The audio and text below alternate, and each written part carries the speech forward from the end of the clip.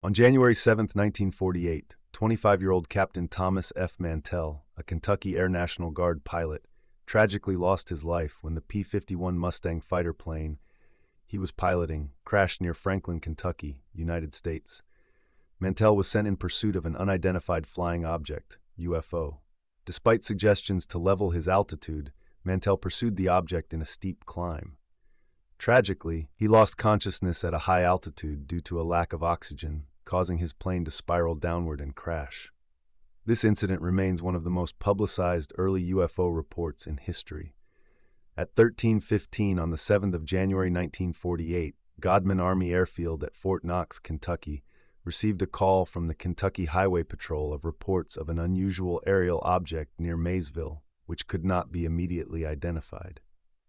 At about 13:35, a call was received again with the details of an object which was circular, about 250 to 300 feet, 76 to 91 meters in diameter, and moving with a pretty good clip in a westerly direction.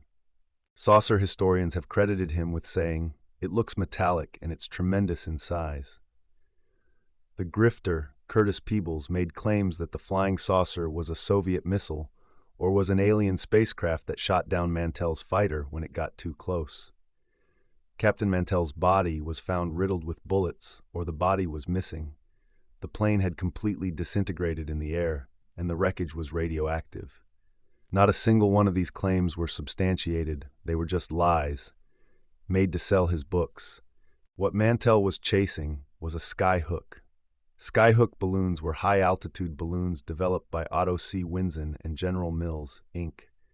They were used by the United States Navy Office of Naval Research, ONR, in the late 1940s and 1950s for atmospheric research. In the late 1940s, Project Skyhook was conceived of as a means by which plastic balloons could be used to transmit or send instruments into the stratosphere to conduct research. This project carried forward work from an earlier project, Helios, that General Mills and Jean Piccard initiated to use arrays of giant plastic balloons to carry humans aloft. The first Skyhook balloon was launched on September 25, 1947. Project Skyhook, which in 1948 was a top-secret project that he would not have known about. The Skyhook was likely launched from Clinton County Air Force Base. Grifters often cite this incident as a UFO incident, which is simply not the case.